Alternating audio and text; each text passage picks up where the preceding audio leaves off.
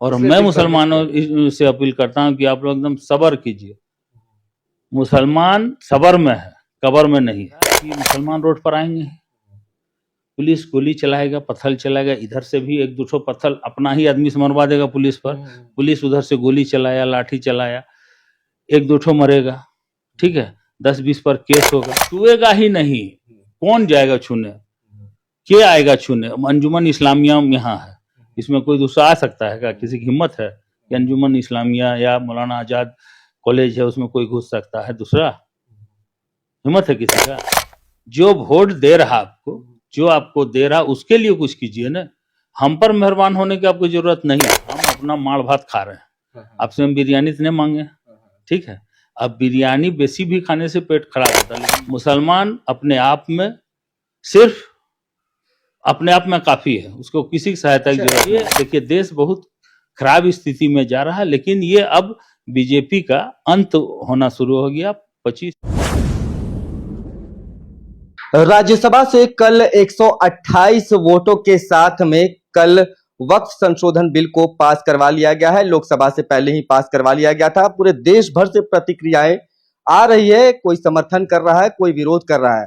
झारखंड राज्य के अल्पसंख्यक कल्याण विभाग के मंत्री हफीजुल हसन साहब से भी जानने के लिए पहुंचे हैं कि इनका क्या स्टैंड है। हालांकि अल्पसंख्यक कल्याण विभाग के मंत्री है तो स्टैंड तो आपको अच्छे से पता होगा सर, चूंकि जो नियम जो है जो संशोधन करके लाया गया है उसके हिसाब से झारखंड राज्य में यहाँ जो वक्फ बोर्ड का जो नियम आएगा उसके हिसाब से आप लोग ही इसकी देखरेख करेंगे। चूंकि आप मंत्री है तो क्या कुछ कहना चाहेंगे? देखिए, मुझे जो लगता है इस बिल का अभी आने का कोई ज़रूरत नहीं था। किसी भी मुस्लिम संगठन ने, किसी ने मुस्लिम व्यक्ति ने आज तक ये मांग नहीं किया गया है कि वक्फ बोर्ड का जो कानून है, बिल है, उसको में संशोधन आप कीजिए। किसी ने भी नहीं किया।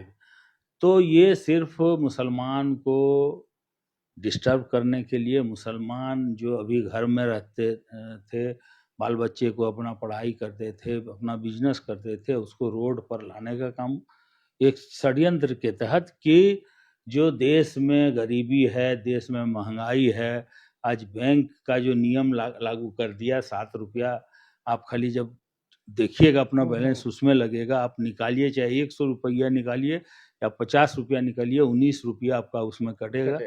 ये बहुत सारी मसला है, बहुत सारा ऐसा है जिसको दिग्भ्रमित करके और पब्लिक को बेवकूफ़ बनाया जा रहा है, मुसलमानों को बेवकूफ़ बनाया जा रहा है।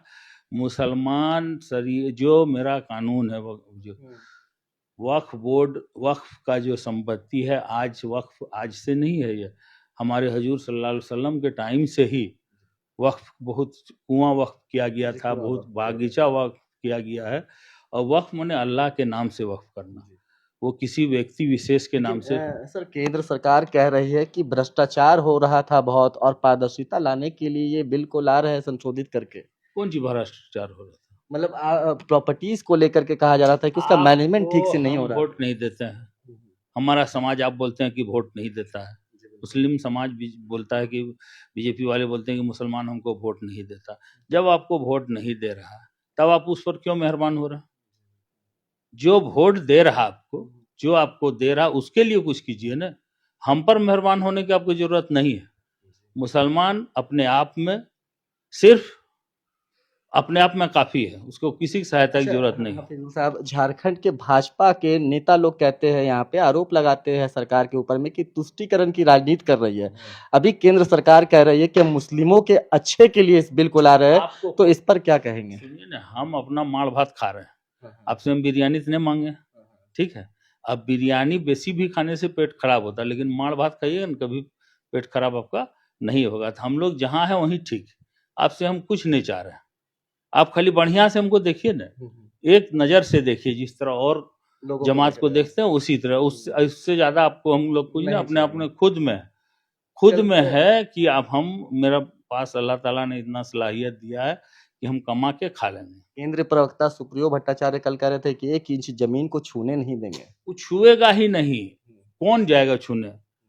के आएगा छूने? अंजुमन इस्लामिया यहाँ है, इसमें कोई दूसरा आ सकता है क्या? किसी की हिम्मत है कि अंजुमन इस्लामिया या मौलाना आजाद कॉलेज है उसमें कोई घुस सकता है दूसरा?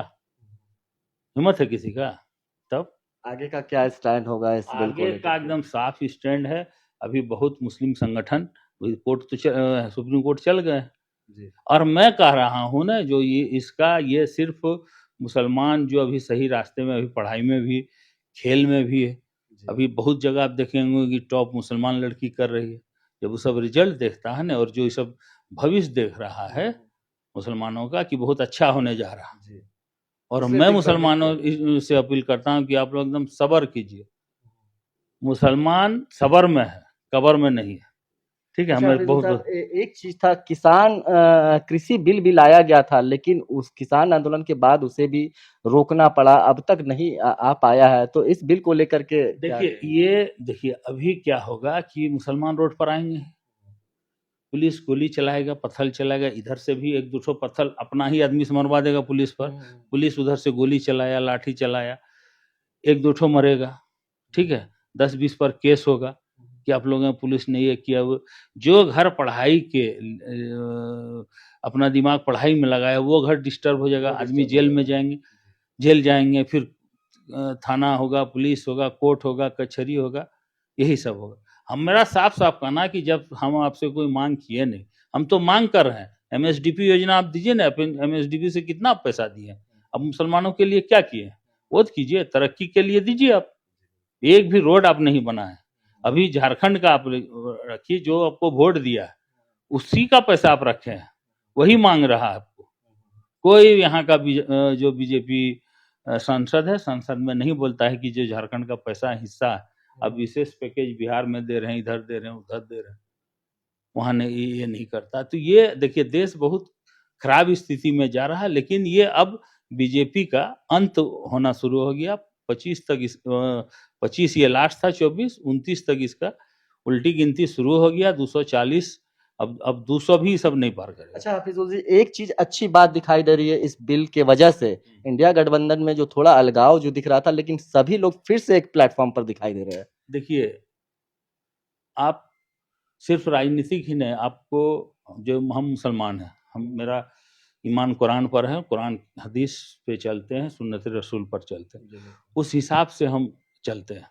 ठीक है, सिर्फ राजनीति ही नहीं करते हैं। और मेरा जो मानना है, जो भी ये कर रहा है, ठीक है, ये अपना पांव में कुल्हाड़ी मार रहा है। आज सब हिंदू भाई भी जो है वो भी जानते होंगे इसके बारे में कि कोई मुसलमान का मांग नहीं है तो झूठो मेहमान आप क्यों बन रहे हैं? आपसे कुछ नहीं, आप मेरा काम कीजिए ना। और मैं वादा करता हूं, जो यहाँ नेतृत्व है, माननीय हेमंत सोरेन जी के नेतृत्व में सरकार चल रही है, माननीय गुरु जी के आशीर्वाद से झारखंड, ये गुरु जी का झारखंड है, ये मोदी जी का झारखंड नहीं है। ये संघर्ष गुरु जी ने किया 40 साल, तब झारखंड बना है। और यहाँ का एक एक आदमी सेकुलर है। और हम लोग यहाँ चाहे हिंदू रहे भाई रहे, मुसलमान भाई रहे, क्रिश्चियन भाई रहे, किसी की धार्मिक भावना को ठेस पहुंचने हमारी सरकार नहीं देगी।